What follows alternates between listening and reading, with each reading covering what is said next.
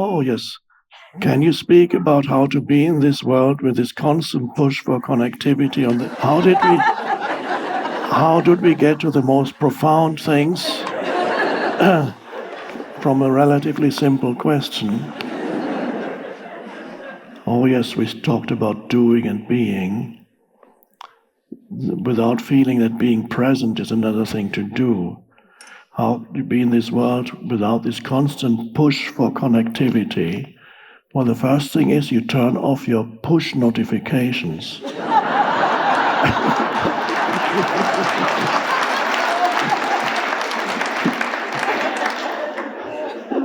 That's already a big step forward.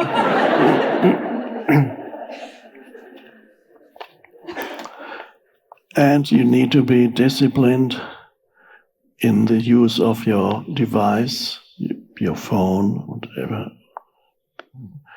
tablet, phone, so that it doesn't take you over, because it's simply an extension of the mind. And if it wasn't enough before we invented these devices, humans had already been taken over by their minds.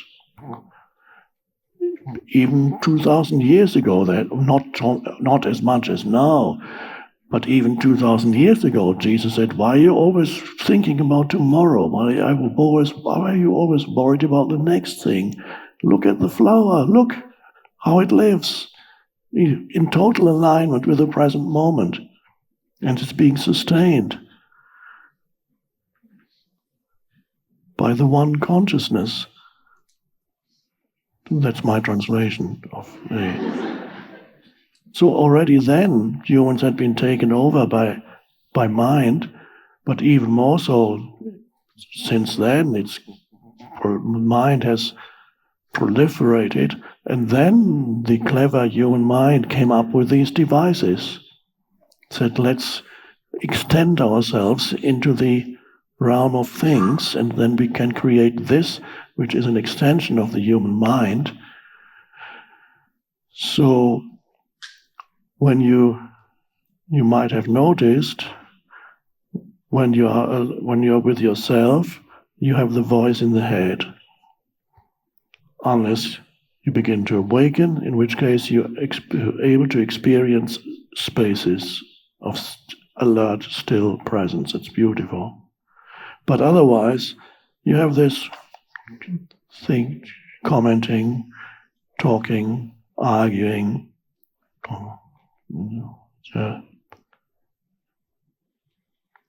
And then this becomes a burden for many people. Of course it is a burden, because a lot of the stuff it says is actually not pleasant.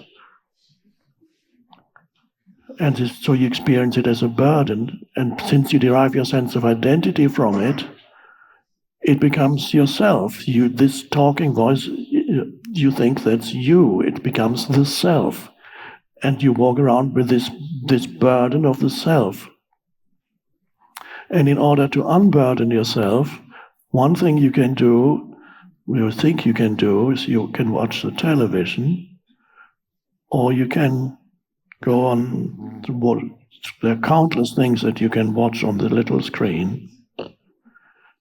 The entire world's knowledge at your fingertips. And the moment you watch the screen, whether it's television or on a screen, you might have noticed that your so-called own thought processes come to a stop. So to some extent, you're free of the self. This is why people sometimes find watching television relaxing. Say, okay, I just need to relax now, let's turn it on. By this they mean, while they watch the television screen, they are not burdened by their self-induced thought processes. What they do, however, they replace their own thoughts with the collective thoughts. So you're not in a state of thoughtless awareness when you watch television or you watch something on the screen. You absorb the thoughts from there into your mind, and you link into. So for people often in a state of semi or hypnosis when they watch, and it kind of paralyzes you. It can also happen with the screen, with television already started, of course, don't know whenever 60 years ago, whenever television started, and you go, and so your mind is just absorbing whatever is playing.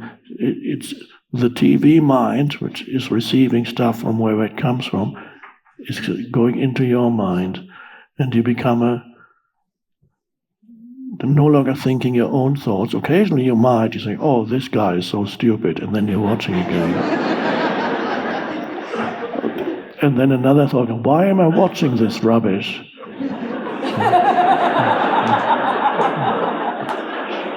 Half an hour later, this is so awful. But you can't turn it off.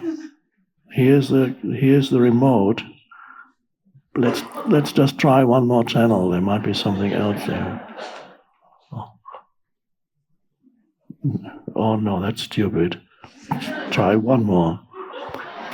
This is how an addict behaves, and the device is even more addictive. Because you carry them with you, and you may have to admit that there is an addiction in you. Not everybody here, but quite a few. It would be almost normal to feel this draw towards it, and you use it even when you don't need to use it. That's the amazing thing. When you're standing at the elevator, waiting, so another person is standing next to you, and he or she is pulling out the phone, and then you pull out yours. You don't know why. Or anywhere you're ordering a tea or coffee somewhere, and you're standing in line, and if you look around, there's almost nobody, and probably nobody, who is not looking at this little thing. This is scary.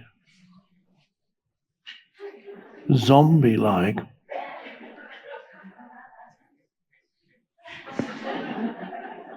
Now, if somebody from the past, the so-called past, a time traveler from the past came here, and even not the distant past, let's just say even 20 years ago, and he arrived and would see in the streets, in restaurants, in cafes, everywhere, in public transport, people are walking around with these things, staring at these things. Say, what's happened? Something has happened to humanity. We've all become zombies. Something terrible must have happened. What was that? These are wonderful devices, the incredible possibilities of having access to all kinds of knowledge, but there's always the downside. There's a huge, huge downside to it. They are addictive. They stimulate the mind. The thing you want to become free from, you want to become free of mind, and this will prevent you from becoming free of mind. So as you need to be disciplined enough to not automatically look at it whenever there's a moment and you're waiting for something or whatever it is, and there's no need to check these things. I don't even know what they are, but I just know that Facebook is the biggest thing, and then there's the Instagram and Snapchat and countless names, and some people have all of them on their phones, and you need to know the latest thing. Crazy. So, but if you detect the addiction in yourself, then you have to first of all admit that you are addicted. Don't deny it. You know Alcoholics Anonymous? The first thing when you go there, you have to say, I am an alcoholic. Now, some people say, well, that's not a good thing because your identity is not being an alcoholic. Of course not. So it could be misunderstood. But your nature is not being an alcoholic. It is your present condition is that. But to recognize the problem, the difficulty, the challenge is just you stated. Yes, I'm addicted to this phone. and I choose not to be addicted.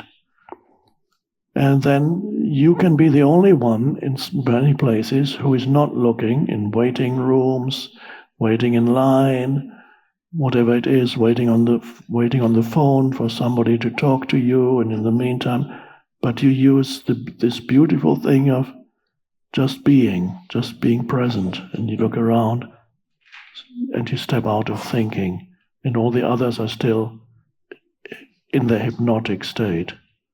So practice not to use it unless there is a true purpose. If you want the answer to something in a conversation, there's a what is what, then you can get the knowledge. You have the world's encyclopedia there, then you can look it up. Okay, that's how it is, and then you put it away again. There are some apps that are meditation apps. I want to check them out a bit more. I have a few on my phone, but I haven't tried them yet. They've been there for a year or two.